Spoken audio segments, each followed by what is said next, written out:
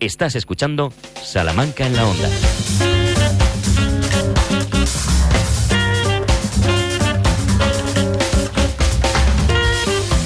Se puede considerar que las oficinas de farmacia, las farmacias que visitamos, pues una de sus circunstancias probablemente a diario, no sé hasta qué punto, ahora nos lo dirá nuestra invitada, es frecuente o no, el que haya consultas que tengan relación con la estética. Es verdad que antes quizá no se recurría tanto a las farmacias, pero en estos momentos incluso también nos contará ahora Blanca Santos, que es la vocal de Dermofarmacia,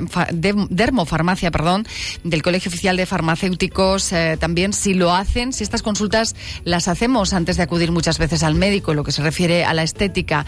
Situaciones que se presentan con frecuencia relacionadas con la celulitis. Blanca Santos, ¿qué tal? Muy buenas tardes. Hola, buenas tardes, Pilar. Bueno, no sé si es verdad, ¿se puede anticipar de alguna manera que antes de acudir al médico muchas veces para preguntas vinculadas a la estética, como el caso de la celulitis, lo hacemos dirigiéndolos a las oficinas de farmacia?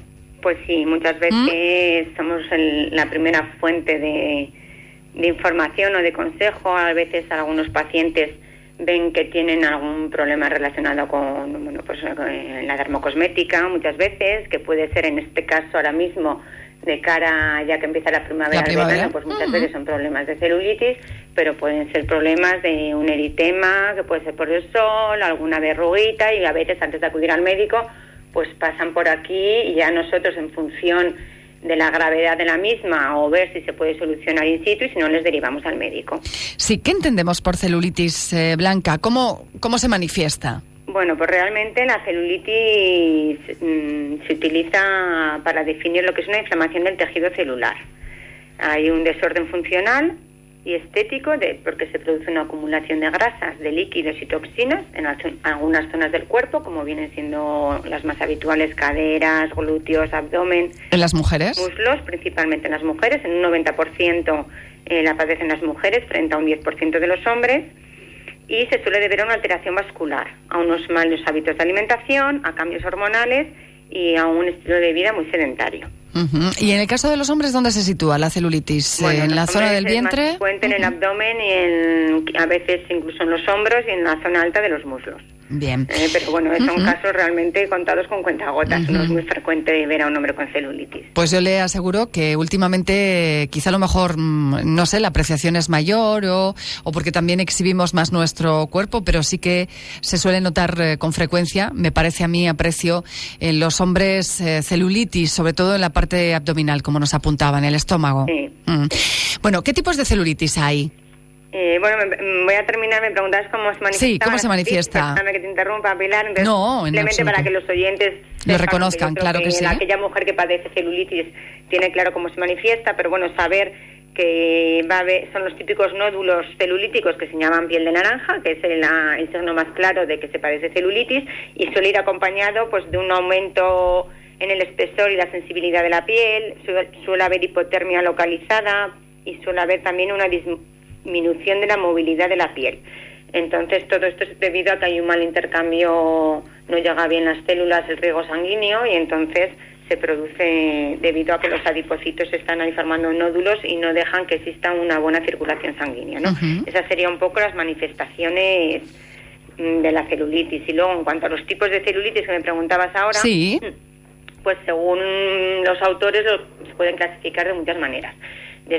Nosotros vamos a hablar de la no patológica, que es la que no necesitaría una consulta médica, sino que no conlleva problemas de salud y que se debe a factores hereditarios o hormonales o relacionados, como decíamos, con el estilo de vida, que es muy importante, en unos hábitos de alimentación y de ejercicio saludables. Sí. E incluso se pueden deber a factores psicológicos. Y dentro de esta celulitis no patológica, pues podemos, por ejemplo, en función de la consistencia de la piel, clasificarlo en celulitis dura, blanda o edematosa.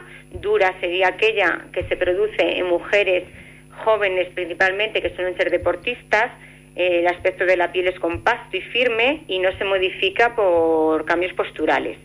Lo que sí se modifica en estos cambios posturales sería la celulitis blanda, que se suele dar en mujeres sedentarias que no realizan deporte ni ningún tipo de actividad física, una vida muy sedentaria, tiene la piel un aspecto flácido y acolchonado, y como decimos, por ejemplo, cuando apretamos la piel o nos sentamos, que vemos que salen esos nódulos de piel naranja que hablábamos, y por lo tanto se modifica con los cambios posturales.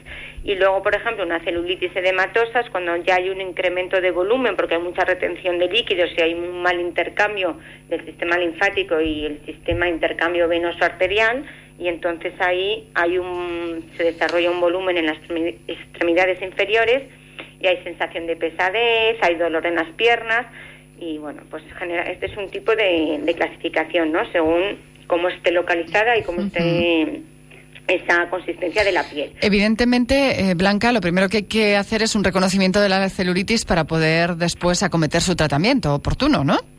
Sí, el reconocimiento de la celulitis suele ser clínico.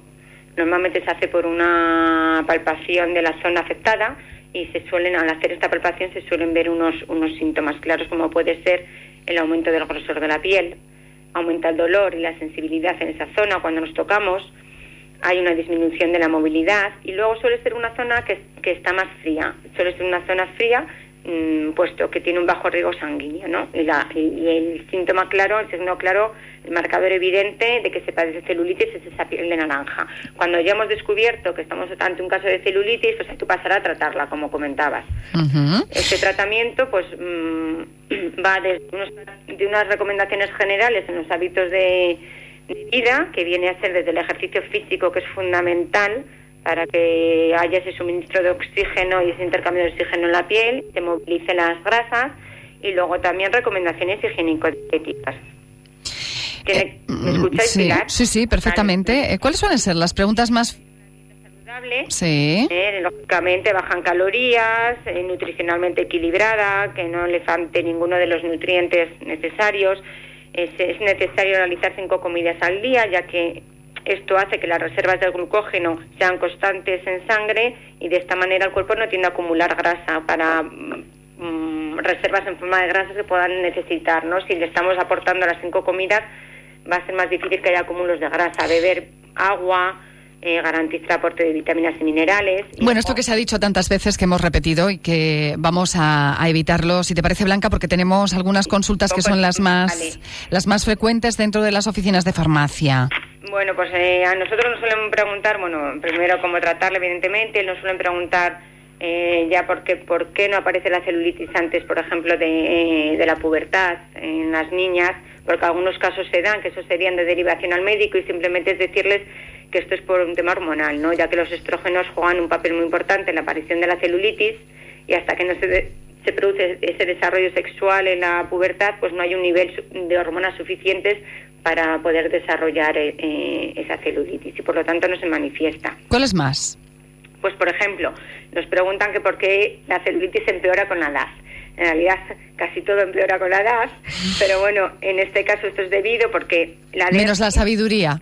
Sí, no, la sabiduría mejora. El máximo espesor hacia los 30 años, y luego progresivamente se va deteriorando, va adelgazando, porque va a perder uno de los componentes básicos del tejido conectivo, que es el colágeno, ¿no? Y las fibras de elastina.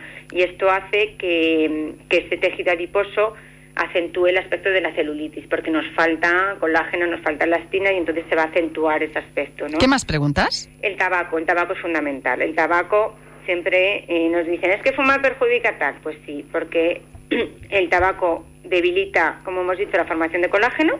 Al haber menos colágeno se debilita la estructura del tejido conectivo, y por lo tanto, al ser más débil, pues claramente está favoreciendo que se produzcan esos acúmulos de grasa, esas protusiones, y por lo tanto va a ser una celulitis mucho más visible. Le voy a hacer yo la última, Blanca Santos. A menudo el sobrepeso ¿está relacionado con la celulitis, o se puede estar en sobrepeso y no tiene por qué haber celulitis? Bueno, realmente obesidad y celulitis son cosas distintas, ¿no?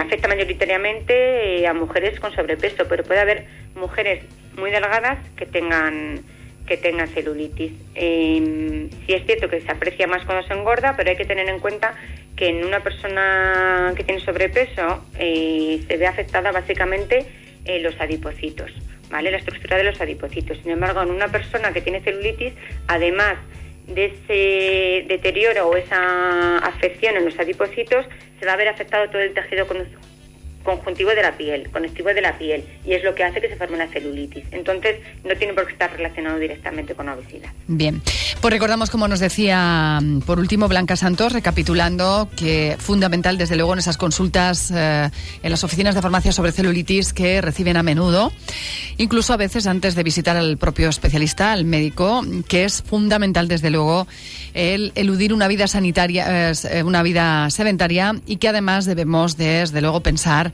en una buena alimentación si queremos la mayor parte de los casos evitarla, con ayuda después, entiendo, de tratamientos posibles. Blanca Santos, como vocal de Dermofarmacia del Colegio Oficial de Farmacéuticos en Salamanca, gracias por habernos acompañado una semana más desde el colegio. Regresamos con otros asuntos, será el próximo lunes.